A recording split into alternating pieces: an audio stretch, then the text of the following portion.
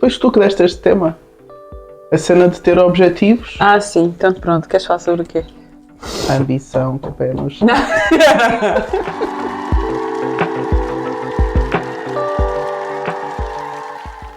Sabes que, relativamente a perseguir objetivos, eu costumo dizer que há dois tipos de pessoa, mas é a terceira que vence. A primeira é aquela que traça objetivos bué de altos e não faz o que tem que fazer e até é irrealista. E depois há aquela pessoa que é tão realista que não sonha e acaba por estar sempre no mesmo sítio. Mas se calhar a terceira pessoa que faz as duas coisas é que acaba por conseguir alcançar objetivos, não é? Exatamente. A pessoa que tem um equilíbrio entre ser uma pessoa muito ambiciosa, mas também saber aquilo que é realista para o momento em que está a viver. E acho que é um equilíbrio que nem sempre é difícil de conseguir. A ousadia, mas realista, não é? E é importante trazer esse equilíbrio para a nossa vida, porque tendo só objetivos muito elevados, mas que não são realistas de acordo com a fase que estamos a viver, ou até mesmo os recursos que nós temos, ou os recursos que nós sabemos que podemos obter durante aquele timing, pode gerar muita frustração, desânimo e desistência. Yeah. Se tu sabes que estava aqui a pensar, estava a pensar numa coisa. Eu sou uma pessoa extremamente ambiciosa. Tu sabes isso, conheces-me, que eu sou uma pessoa que sonha sempre alto, uma pessoa que inclusivamente concorda com o conceito de mais vale sonhar muito alto e cair um bocadinho do que estares a precaver tanto que depois podias ter feito mais e não fazes. Mas tu sabes que é muito difícil ser ambiciosa, no sentido de com quem é que partilhamos aquilo que pensamos. Eu lembro-me que a primeira vez que sonhei alto foi um dia vou para a WNBA. E alguém me respondeu do género: olha a Nádia a sonhar. Uma coisa assim do género, está a ver? E eu às vezes fico a pensar porque é que as pessoas têm tendência a matar um sonho teu quando não tem nada a ver com isso. Eu sonhar alto não mexe nada com a tua vida, não te prejudica em nada, não te estou a atacar de forma nenhuma, mas ainda assim, o que eu sinto é que quando tu és uma pessoa ambiciosa e partilhas as tuas ambições, as pessoas à tua volta têm tendência a dizer calma, não é? Parece que despertamos inseguranças nas pessoas.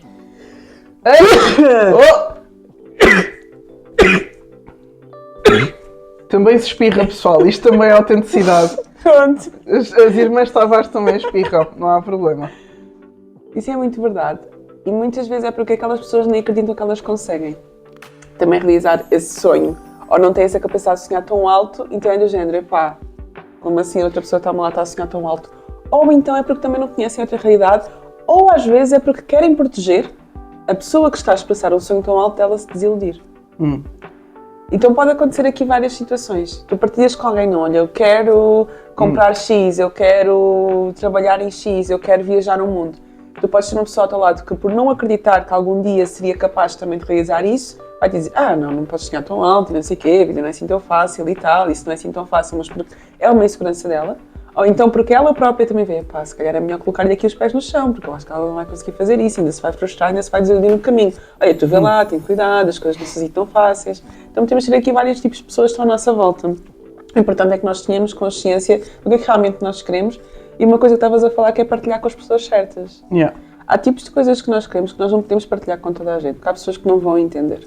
Não vão entender e tu tens um tipo de pessoa na tua vida que se calhar não entende, mas apoia. Sim. Mas a questão é as pessoas que até entendem, não entendem, ou até entendem, mas que a tendência é sempre calma, que isto não é assim, isto é... E se querias tu, não é? Eu uma vez também disse, como psicóloga, adorava trabalhar com ténis, Fórmula 1, e alguém me disse, claro, olha, e quem não, né? Assim a gozar. Sim. Pronto, não devia ter dito nada. Parece que... Eu lembro-me, olha, de uma coisa que nós as duas gostamos muito, aquele vídeo do Coach Carter, por acaso partilhei há pouco tempo, que na verdade é um texto adaptado, não é? Que fala sobre o facto do nosso maior medo não é estarmos abaixo dos outros, é acima, as pessoas sentirem que estamos tão acima dos outros que causem insegurança nas pessoas à nossa volta. E se calhar muitas vezes temos esse medo de ser ambiciosos, não é? De estar para as estrelas, como se costuma dizer, por causa dos conflitos que vai gerar com as pessoas à nossa volta, não é? Parece que não podemos querer treinar mais. Também já me aconteceu uma fase da minha vida, esta história eu já contei muito e está no meu livro também, que houve uma altura, antes de eu ir para a Madeira, em que eu não estava a jogar, não é? Eu jogava entre esses escalões na altura, mas no escalão sénior, na equipa principal, eu comecei a perder minutos porque não defendia muito bem. Então fui perdendo minutos. Então a minha resposta era, pá, vou mais cedo, vou treinar, vou ao ginásio, vou fazer.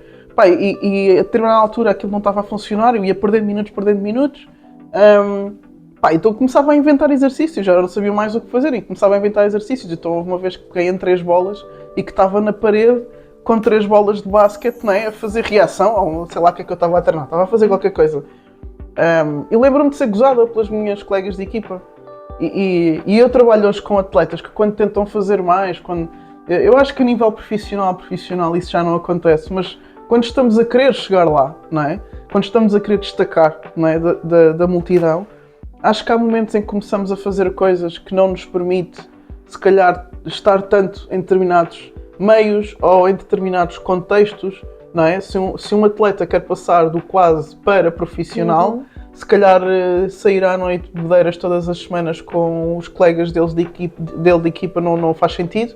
Então se calhar começa-se a distanciar um bocado das pessoas e começa a ser criticado por causa disso. Ou uma pessoa que decide que vai deixar de comer uma determinada coisa e depois os amigos vão sempre beber cerveja e pizzas para o pé da praia e é difícil estar lá a ver, mas depois também é difícil sair desse meio, mas eu sei que para atingir os meus objetivos preciso de sair desse meio, não é? E como quem diz isso, diz entrar em conversas que não são produtivas, em ambientes tóxicos no trabalho, sei lá, tantas coisas que nós podíamos dizer que acho que quando nós queremos dar este passo, ser ambiciosos, de dar um passo, de queremos mudar, já é difícil por si só, mas depois tens a componente toda social, que eu acho que é uma coisa que em termos de ciência, não é? Ciência dos hábitos, ciência da mudança, ciência da evolução, ainda não está suficientemente documentado ou não tem um peso significativo no que diz respeito, olha, passo 1 da mudança, passo 2 da mudança. Eu acho que nestes passos, contexto, não é? eu acho que não damos ainda importância suficiente ao impacto que isto vai ter nas nossas relações, nas nossas famílias, por exemplo, não é? Toda a gente acorda tarde, eu quero acordar cedo, não é? Ou toda a gente fica ao fim do dia a ver televisão, a ver um programa qualquer e eu quero estudar porque quero dar um salto, não é? O impacto que isto vai ter nas raízes que nós vamos criando, nas pessoas à nossa volta, não é? Nós vamos criando o caminho e juntando pessoas, não é? À nossa volta que fazem sentido, não é? Nós somos seres sociais, vamos criando alcateias, não é? E quando queremos mudar de hábitos, às vezes temos que mudar de alcateia e é que é difícil. Sim. Agora até me fizeste lembrar que há tempos eu estava a fazer uma live com um colega da área do coaching e ele estava-me a perguntar o que é que eu tinha feito para mudar determinados comportamentos que eu estava a ter e o primeiro passo que eu disse foi mudar os meus ambientes. Para perceber que eu queria coisas diferentes, mas permanecendo exatamente no lugar onde eu estava, ou a dar-me sempre com as pessoas que eu me dava, com a intensidade com que eu me dava, não ia conseguir mudar determinados comportamentos. O ambiente onde eu estou tem um poder enorme de me fazer ou regredir, ou estagnar, ou avançar.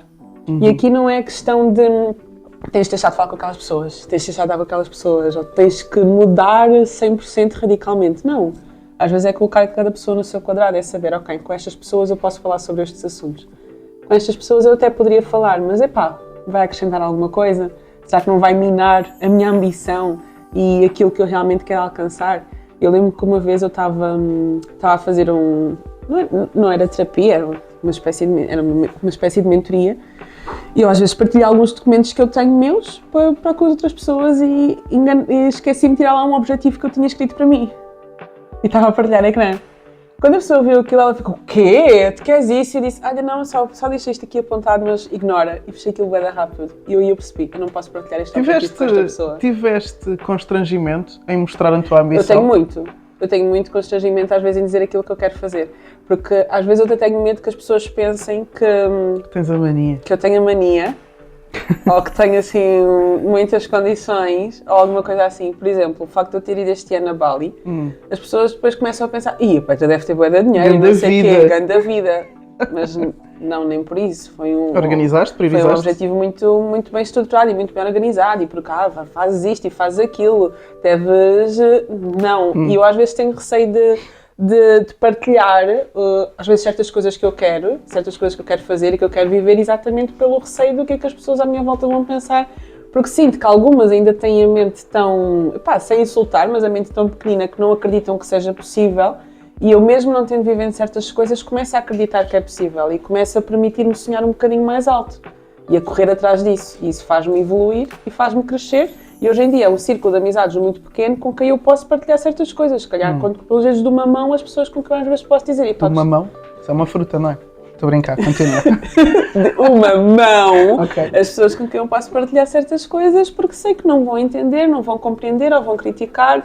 Ou então, desculpa, eu vou ficar com inveja e vão-te querer sim, vão-me querer abafar. abrandar. E às vezes não é por mal. Eu lembro que também quando estava a fazer a certificação em coaching, uma das coisas que eu mudei logo assim que eu saí por aquela porta foi realmente os ambientes onde eu estava. E na altura fizeram assim um desenho.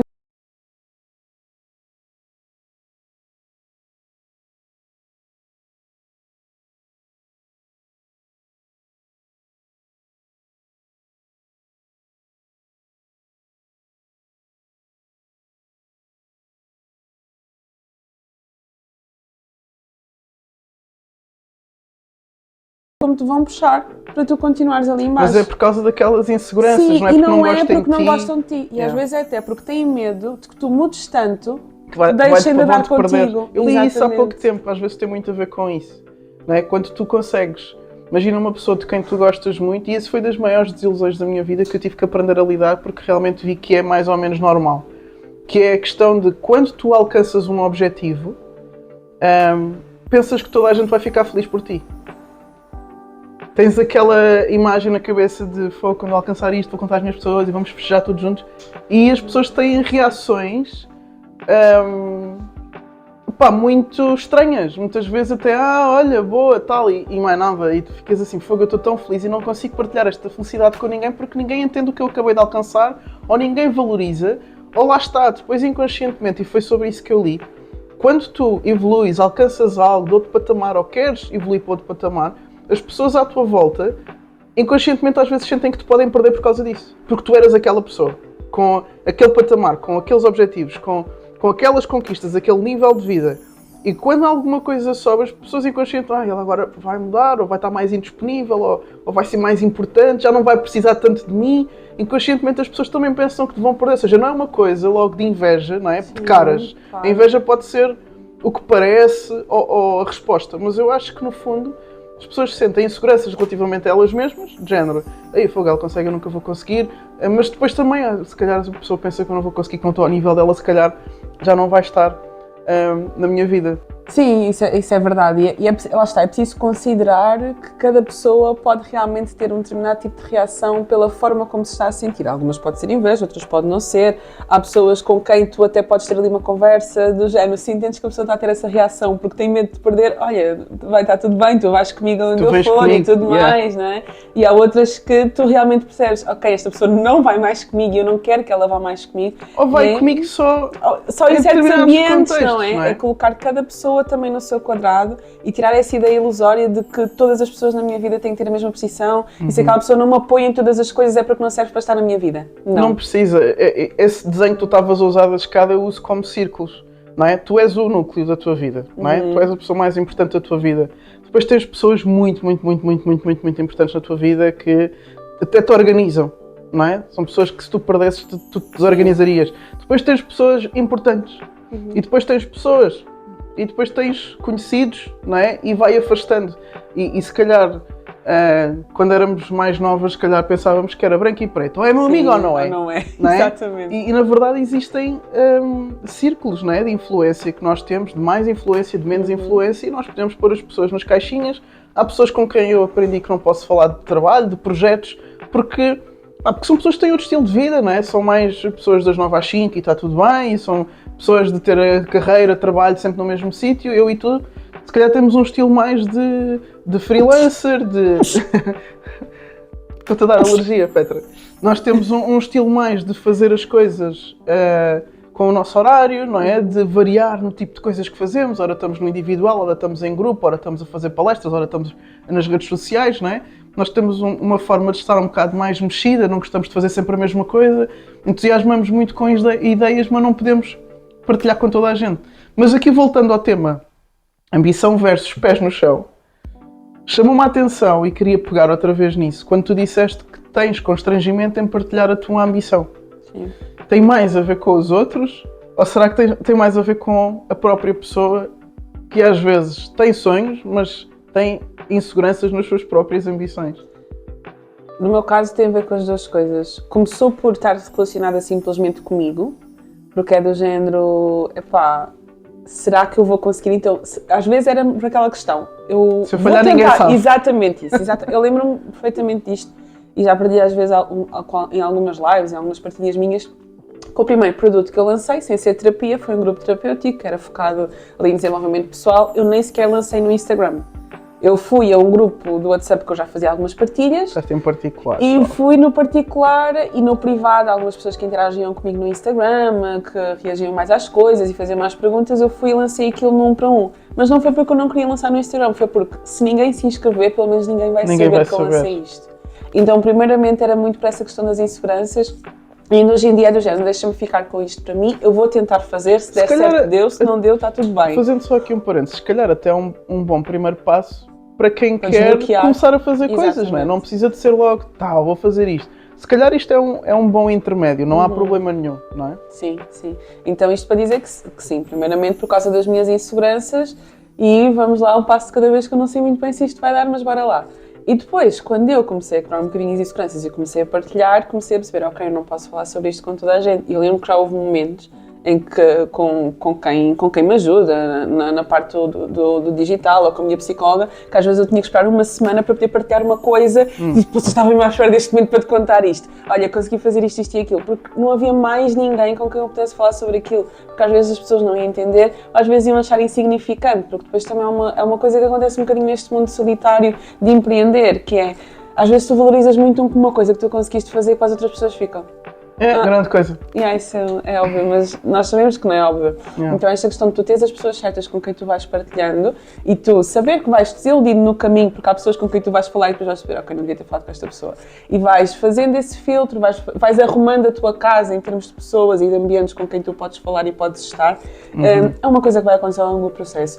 Já é tão difícil, não é? Nós acreditarmos que conseguimos fazer coisas diferentes no mundo, que torna-se mais difícil se pessoas à nossa volta, não é? Ainda falam mal daquilo que a gente quer fazer, não é? Parece que ninguém tem 100% de certeza de que vai conseguir vencer. Nós podemos ter grandes convicções. Eu quando lanço uma coisa nova, quando me meto a fazer uma coisa nova, eu tenho muita convicção, mas também tenho inseguranças, eu também tenho medo que as coisas possam não acontecer, que ninguém se inscreva para um evento que eu faça, que ninguém goste de uma coisa que eu diga. Também tenho esses medos, mas a convicção é maior, então eu decido fazer na mesma, experimentar e depois logo se vê e lido se tiver que lidar com a frustração. Mas imagina, nós já termos esta insegurança, que toda a gente tem, por muito confiante que seja, e ainda vir alguém e alimentar essa insegurança, não é? Por isso realmente temos que ter muito cuidado com aquilo que dizemos às pessoas, porque a ambição não é sozinha, vem também com inseguranças, vem também com medos, vem também e se não der, mas depois preferimos acreditar, olha, e se der, não é? E vamos e fazemos. Mas se calhar as pessoas que nos estão a ouvir e que estão a perguntar-se como é que eu posso ser mais ambiciosa, não é? Se calhar podem começar em silêncio, não é? Podem começar aos poucos, não precisam de fazer logo tudo, podem tentar só pôr o pé na água, não é? Se calhar ir aos poucos, ir em silêncio, saber escolher bem as pessoas que não me vão julgar, as pessoas que não me vão abandonar, as pessoas que até acreditam em nós, às vezes mais do que o que nós acreditamos em nós mesmos. Em vez, se calhar, de optarmos pelas pessoas excessivamente críticas, que às vezes também precisamos dessas pessoas, mas se calhar em vez de optar pelas pessoas excessivamente críticas, numa altura em que nós já estamos a ser autocríticos connosco, se calhar é uma opção.